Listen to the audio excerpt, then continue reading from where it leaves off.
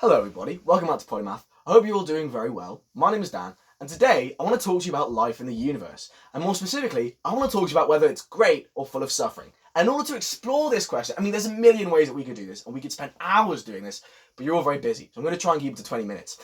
And what I want to do is explore this through the lens of two different thinkers and their not contradicting views, well, not necessarily contradicting, but opposing views. And these two thinkers, there's one guy called Steven Pinker and another guy called Eckhart Tolle. Lovely names, big fan. And they've written these two books. Steven Pinker wrote Enlightenment Now, and Eckhart Tolle wrote The Power of Now, very now-based, where they're not really talking to each other, but it sort of gives these two very different worldviews about what the universe is like. And what I want to do today is explore this debate, but I also want to critically analyze it. I don't just want to recite what these people's views are. I want to comment on it, not with my own opinions, but what we know to be true. So we're going to be doing this objective, critical evaluation of these views in order to give you a more well-rounded answer and to present this debate in the nicest way possible. And when I say nicest, I mean most legit, because ultimately, if it's just me throwing my opinions at you, there's no point. So let's start with Steven Pinker. So Steven Pinker basically says that ever since sort of the 1700s, where modern science and rationalism and reason began, we've learned three really, really important things about the universe. And he summarizes these three things into these three sort of O's. Intro, evo, info. So entropy, evolution, information.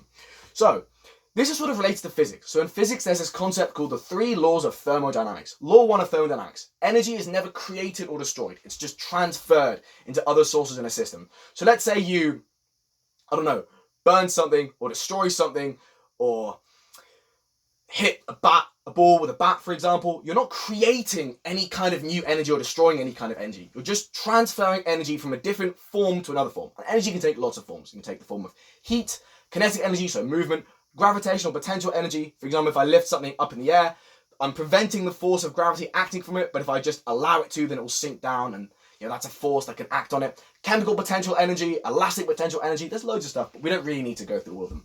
Secondly, this is really important. Entropy always increases in a closed system. We're going to get onto that. And thirdly, a temperature of absolute zero is never reached. So absolute zero isn't like 0 degrees Celsius. It's another measure of temperature called Kelvin.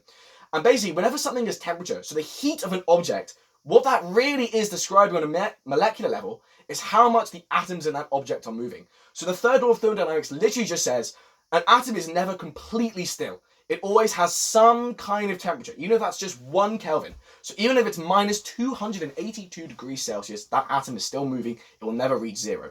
But the important thing here is entropy. So what is entropy? Entropy is basically disorder. And it's basically like, so let's say you have a hot water tank and a cold water tank and you connect them. Eventually there'll be a heat transfer to make both of these tanks lukewarm.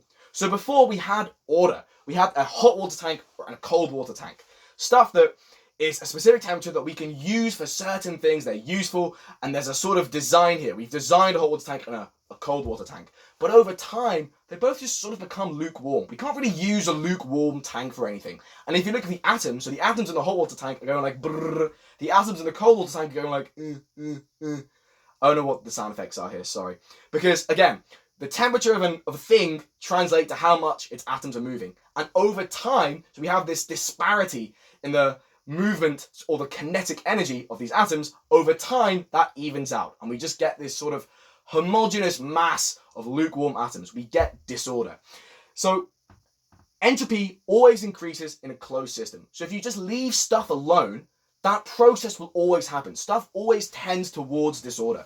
So you kind of see this a lot in daily life, actually. If you just don't do stuff, things tend towards disorder. They tend towards chaos. You need to constantly shave. You need to constantly shower. You need to constantly dust your room. You need to constantly clean your room. You need to constantly eat in order to maintain your body. If you don't do this, things just sort of tend towards like a general homogeneous nothingness. So it applies both on a sort of fundamental physics level, but it's also a really familiar process to us just in life. So for example, let's say you build a massive sandcastle on a beach. You have a form of order here because you've constructed that. That's a thing which has been made. However, eventually that sandcastle will wash away into just this homogeneous pile of sand, and all that sand will be the same. You go from order to disorder. So what evolution is this sort of way of counteracting entropy. Because if you think of evolution, what evolution does, it's this natural process which shapes life forms. And a life form is the opposite of disorder. It's the most ordered thing imaginable. You are this insane biological miracle of millions of cells, all specialized, all working together flawlessly to do stuff which to you seems basic, but which is this incredible orchestra of lots of different forces of energy acting, loads of different reactions, movement of different molecules, movement of different organ systems, kind of these changes in all these organ systems, these organs, these cells, these organelles. Life is a counter-entropic miracle. Is that there's a sort of general tendency in the whole universe towards entropy. That is a fundamental law of physics. Evolution is a process which temporarily creates this counter-entropic miracle. However, it's temporary. Eventually, you die. And instead of being this working, ordered conception of a person, of a human being, eventually you just become this homogeneous mass of meat, basically. Sorry, that's really, really grim. But that's the point, right? So, evolution essentially uses energy from the sun to create this counter-entropic miracle. So, the sun causes plants to grow, that allows herbivores to survive, that allows carnivores like us to also survive. Although really we're omnivores, but you understand my point. So a great example of this, your body temperature. Your body temperature is 37 degrees Celsius. This is hotter than the environments that most of you are in. So your body is constantly working against entropy, against this process of thermal equilibrium between two objects to keep you chugging, to keep you going.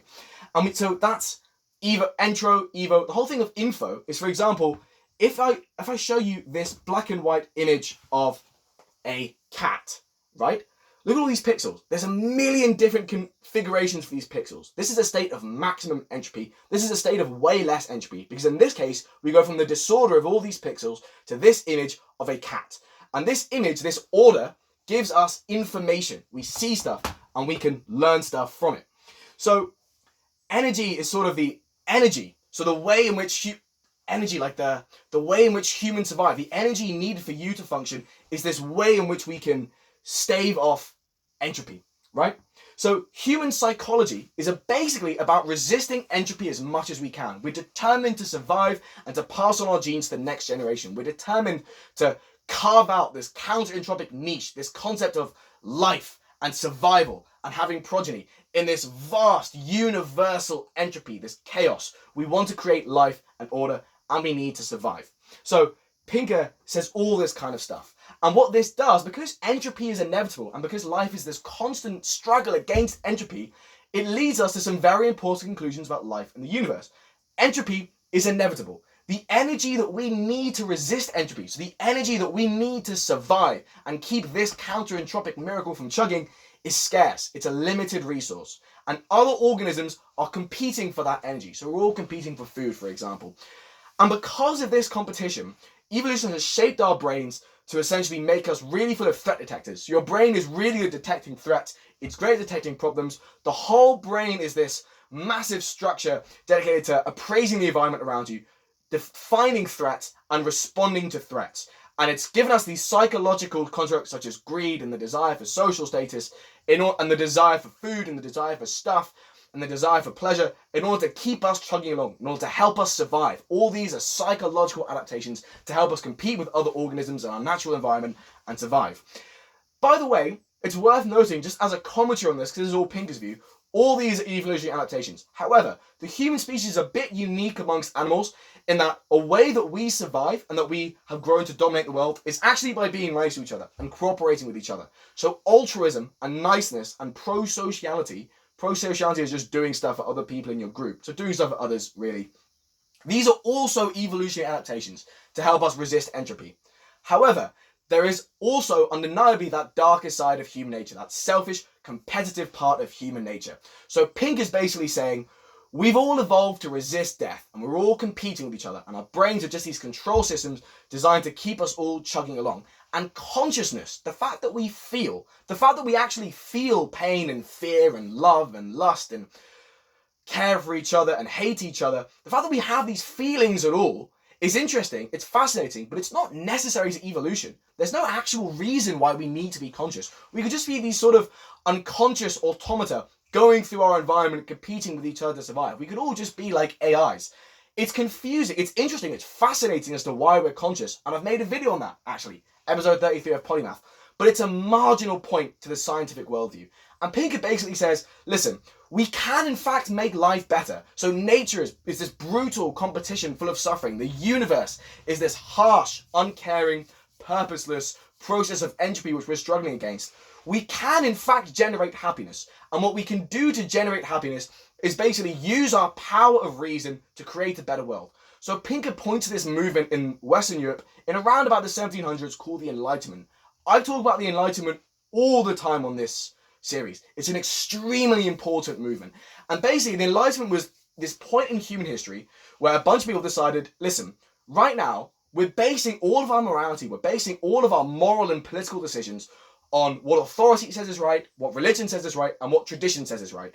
And that's leading us to really awful conclusions. It's leading to things like slavery, which have been practiced without any serious opposition in all states that could do so, from the beginning of states in the 4th millennium BCE up until the 1800s after the Enlightenment. And people were practicing slavery, they were practicing feudalism, they were practicing caste systems. It was brutal.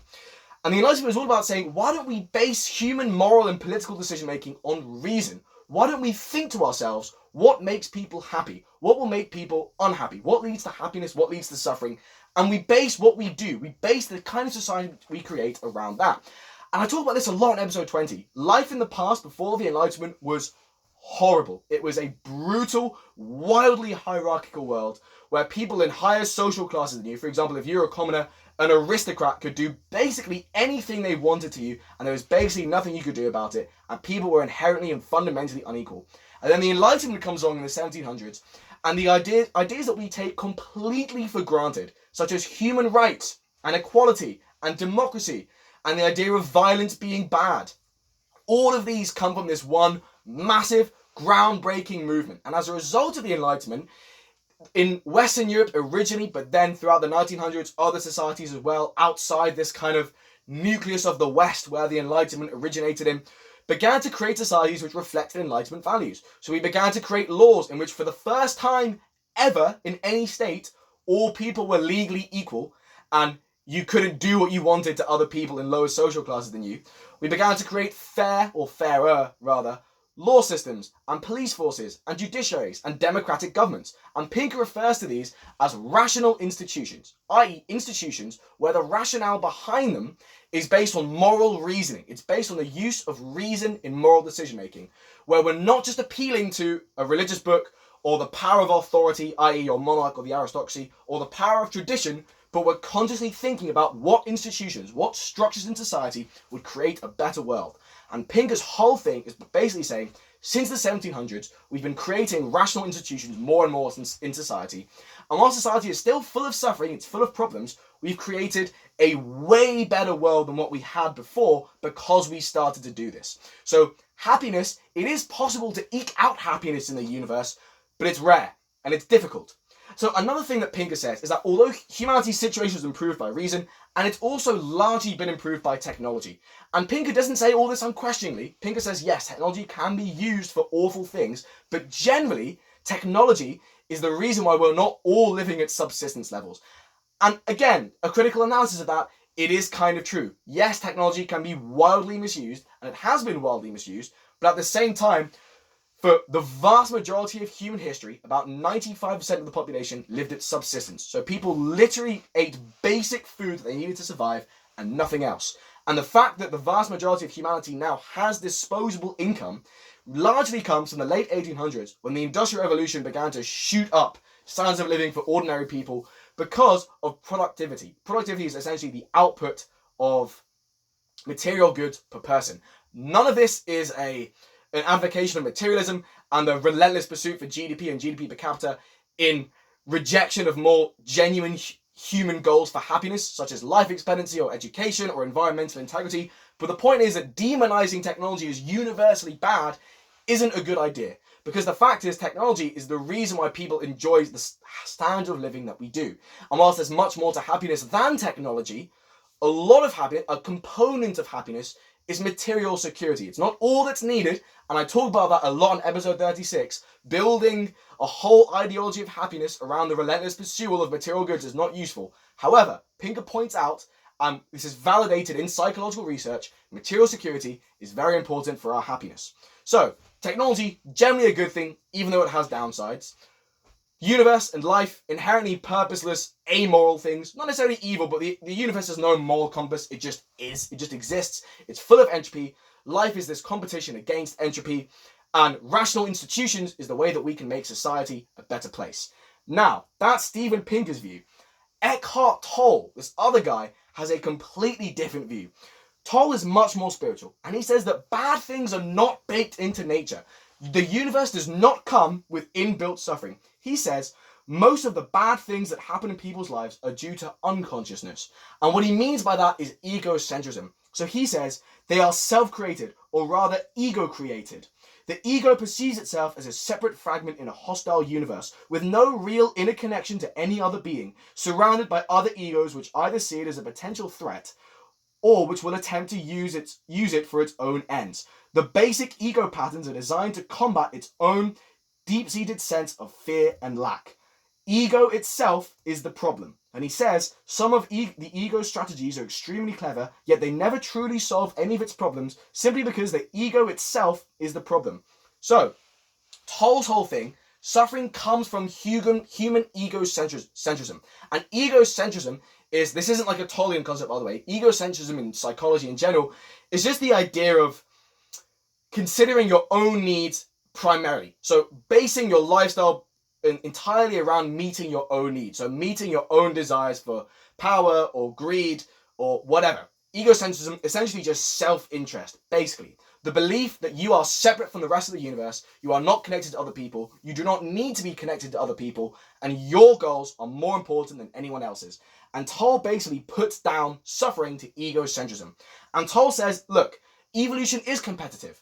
And the egocentrism, did evolve for evolutionary reasons to help us survive. But actually, it's wildly counterproductive to our happiness. And although the ego exists and it evolved, it's way nicer for us to switch it off. You're not going to be happy if you don't switch it off. And he's not saying that we don't need to do anything in life. He's not saying we never need to resist entropy. He's not saying don't clean your room. He's not saying don't shave. He's saying that fighting against the impermanence of nature, although you should do what you can, in a conceptual, philosophical sense, when we cling on to things which are temporary, when we are attached to things which are temporary, because the universe is all temporary, when we do that, we open ourselves up to happiness. Tolle says everything is temporary, everything changes. Even if you had everything you wanted in life, that would be temporary. And even if you had something which you wanted, that desire would be temporary. You just switch to wanting something else. And in actuality, if you want to be happy, what you really need to do is let go. You need to stop dreading and fearing and hating the impermanence that is baked into life. You just need to be and accept the changes in your life with grace and try and accept the general changes of life and try and adapt to them the way that you can. So Pinker says just a little summary. Pinker says negativity is inevitable. It's built into nature. Happiness is the anomaly and we should try and strive for it. Tolle says the exact opposite. Tolle says suffering and negativity are not built into nature. They're a consequence of human egocentrism. And if we just let go of that, we can be in a happier world.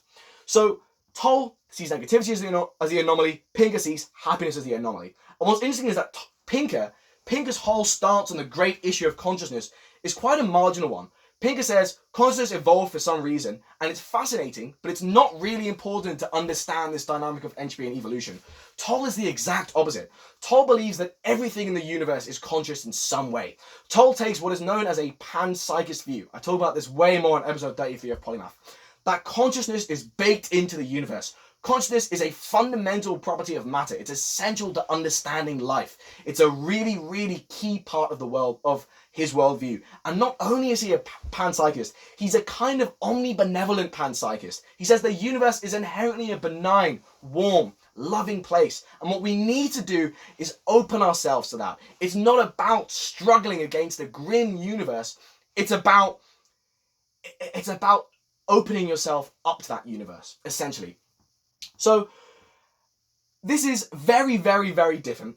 And again, there's a lot of truth in this. and the desire to transcend egocentrism. We know from real research on happiness, we know from scientific research on what makes us happy, that the transcending of egocentrism is really important to our happiness. And you might have heard of Maslow's hierarchy of needs and how the top category of that little pyramid is self-actualization. See, Maslow later in life refined that period and he gave it more categories, and he diffracted that apical category of self-actualization into two things. Self-actualization as the penultimate tier, and at the very top, something called self-transcendence. And self-transcendence is the transcending of egocentrism. It's the desire to live a life giving back to others and connecting with other people and feeling that you're not just some isolated ego in a world of competitors, but that you are a part of the universe. You're a part of nature. You're a part of humanity, and you have a responsibility, and you can gain fulfillment from giving back to it. And again, that information on self-transcendence is genuine science. I'm not saying that all of Tolle's view is correct, but that stuff on transcending egocentrism is correct. And I talked about this loads, and I did this other podcast called Understanding Happiness, Science, and the Buddha, where it's not monetized or anything. I just really wanted to do it to try and give some useful information to the world. It's just this summary on everything we know scientifically contributes to happiness. So if you're on Spotify, if you're on YouTube, just search up Understanding Happiness, Science, and the Buddha. It's just this massive integration of loads of fields of science that tell us how to be happy. And as part of that project, as well as that podcast, I also did a literature review where I just looked at a bunch of scientific evidence and summarized it all about this phenomenon of self-transcendence. It's really, really important. So that part of Tolle's worldview is bang on. It's great. However, nature, when he talks about negativity being entirely human-centric, that's not quite the case. So we know, if you look at a nature documentary, for example, if you just observe animals in their natural habitat, they are constantly competing. They are constantly fighting against each other. They are mostly not very happy. I don't imagine that a wild animal living from meal to meal, constantly worrying about starvation or being killed and having to labor in order to survive, is very happy. I would argue that although the concept of suffering, the way that we understand suffering is probably different between humans and animals can still feel emotion, and their lives in the wild are probably still dominated by quite a lot of negative emotion. And when we look at animals scientifically, so biochemically, all the hormones that mark negative emotions such as stress, so e.g. cortisol, we can measure them. They're there. Animals do feel. So negativity, and also, even though human beings have that exception of being able to cooperate and being capable of altruism, human beings often behave really quite awfully to each other. And if you look at hunter-gatherers, if you look at the environment in which human beings evolve, you can see that between hunter-gatherer groups, so within each hunter-gatherer group of around up to 150 people, there's lots of cultural emphasis on cooperation and pro-sociality and altruism. There's also a lot of emphasis on competing against other groups and violence against other groups and dehumanization of neighboring hunter-gatherer tribes, literally just 100 meters away, who are ethnically, linguistically, generally, culturally, almost entirely identical. That doesn't mean that that's right. So that's actually something called the naturalistic fallacy. Just because something occurs in nature, that doesn't mean it's right. It doesn't mean we should be violently attacking people who live a few hundred meters away from us. So just, by the way, a fun fact, actually, not really a fun fact, quite a grim one, but actually, in Western Europe, homicide rates are about 1 per 100,000 people per year. In an analysis of about 27 pre-state societies, so like hunter-gatherers, tribal chieftains, etc., homicide rates are about 527 times what they are in these Western European countries. So that's not good. But what that illustrates is the fact that actually hunter-gatherer existence is not some kind of Garden of Eden. There's still competition, there's still violence, there's still unpleasantness. And what has actually worked in bringing that homicide rate down to 1 is exactly what Pinker was talking about, of the Enlightenment and having rational institutions and having a fair democratic state which can maintain law without individuals needing to respond to mass violence or mass homicide, and with these norms that we have of human rights and human inequality and the discouragement of violence and the discouragement of aggression. These, Pinker points out, actually did work. Another thing, Tolle talks about the idea that, so Tolle basically says the idea of, in order to reinforce his idea of negativity being a human emotion, he creates this example of he says oh, imagine a cat that has anxiety. Isn't that ridiculous? But actually, cats and other animals can have anxiety. They can, and you can often see this both scientifically and anecdotally. If you look at rescue cats who have been traumatized or abused, they do really show lots of anxiety and lots of suffering and lots of negativity. It's not objectively just something that's human created. However, at the same time, it's really hard to dismiss Tolle's view entirely. There's clearly some real nuggets in Tolle's view, especially that stuff on transcending egocentrism. And actually, it's something that we want to believe. We want to believe the Tollean view. We want to believe in this idea of a benevolent universe of love and compassion. So there's this clearly, even though I would argue that Pinker's worldview is more holistically correct, that he doesn't say anything wrong, Tolle's worldview is still something that we cannot dismiss. So the real question is, how do we integrate these? How do we combine these worldviews? And the answer, really, the only answer that can ever be available to that is science. The only answer to that is by actually studying stuff objectively and trying to figure out stuff about the universe. And psychology is this branch of science which basically confirms all of this. So psychology is this bit of it's the form of science, it's the discipline of science that tells us all the things in Pinker's view that are right and tells us all the stuff in Tolle's view that are right. Psychology tells us, yes, egocentrism is bad and it doesn't lead to happiness. And if you live your life trying to rise above other people and be on top or be alpha or be dominant, you're not going to be happy for it. It's just going to make you miserable and sad. Psychology also tells us that what's really important is this idea of self-transcendence, this idea of transcending your own ego and connecting with yourself, connecting with other people, and connecting with a sort of higher reality, connecting with the world as a whole. That doesn't mean being religious or even just sort of spiritual. It's just finding a source of personal meaning in life. And what really emerges from the literature is that we gain meaning in terms of our actions regarding other people. We gain meaning in terms of us helping other people and giving back and making some kind of positive contribution. And that's not some kind of like wishy-washy, like hippie, like fringe philosophy. It's just basic science. Human beings are social animals. We are designed, we've evolved to work with other people because lone human beings are leopard's gran. Human beings needed to work together in the ancestral environment. And the fact that we gain happiness by giving back to other people is just an evolutionary adaptation which is designed to get us to work together. And love and compassion make us happy. We like loving things. We like being compassionate about things. It feels good. There's no love song which is basically saying, oh, I'm in love with someone. Yeah, and you know what? It's actually really mid. No, we like love. It's good. It's good for us. We enjoy it. So that all stuff is really, really true. We also know from psychology that humans do in fact have the innate capacity to do quite awful things. And human beings tend to engage in this kind of us versus them thinking.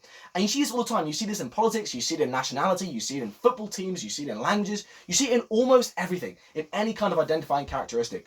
And once human beings characterize another human being as a them, it allows the possibility of dehumanization to kick in. And all the worst war crimes in history, all the genocides, all the massacres, all the wars, all the isms, all the forms of discrimination, all revolve around this bit of this dark side of human nature that dichotomizes people into us versus them, and then proceeds to devalue and dehumanize the them and hate the them. A more scientific term for this, by the way, instead of us scientifically, so in psychology, this is known as the in-group, and the them is known in psychology as the out-group. So again, we see that human nature, in fact, isn't all loving and compassionate. And in fact, we've evolved that in-group, out-group distinction because when we evolved as hunter-gatherers, and homicide rates were 527 times higher than they are now, it makes evolutionary sense to be really, really suspicious of strangers and suspicious of other people and willing to resort to violence in order to defend our in-group against an out-group. However, we are living in an environment which is radically different to the one we evolved in. So this kind of aspect of human nature may have helped us survive as hunter-gatherers. It doesn't help us now. It's really counterproductive. So while all this stuff about good institutions and rational institutions of the Enlightenment, that's all really, really true. And that is not just verified by history, but it's the fact that the environment that we live in shapes who we are. The society in which we're born and the norms of that society, the structures of that society, it shapes what we see as normal. And it's only by these rational institutions, as Pinker points out, that our conception of in-groups and out-groups, that in-group has become wider. The Enlightenment and the age of reason and all the stuff that Pinker was talking about is the reason why our in-group isn't just a narrow band of 150 people, but it's broadened towards different kinds of peoples, different kinds of ethnicities, different kinds of genders, different kinds of nationalities, different kinds of social classes. So Pinker basically says there's this dark side of human nature, and but by creating rational institutions, we can help kind of keep that dark side down, and we can help kind of create better conditions for human thriving. And that is what psychology vindicates. Tolle also says that lots of suffering is due to egocentrism, and that we can and should transcend that. And that's also what psychology says. So when we combine both of these worldviews using the link of evidence-based psychology, stuff that we know, stuff that's been scientifically proven, we come to a much more balanced and important worldview. And the logic is really, the conclusion is really, people are products of their environment. So if they grow up in an environment of good institutions, fair institutions of equality and human rights, and they're taught to believe that sexism and racism and all that kind of stuff is wrong, then generally their in-group, the concept of in-group and out-group may be evolutionary innate with us, but they're very fluid concepts. People will tend to have quite wide in-groups and will tend to have a much less degree of dehumanization and devaluation of out-groups. Without these rational institutions, without these norms, then as a result, people become much more violent and much more prone to competition, and that in-group becomes much narrower, and people behave much more unpleasantly towards the out-group. And that is the real integration of both of these different sides of the debate. Again, there's way, way more that we could say here, but I think that's it's a thorough analysis for what is only 30 minutes. I really hope that was useful. I really hope that you guys enjoyed watching that, and I hope you all have an absolutely lovely day. Take care.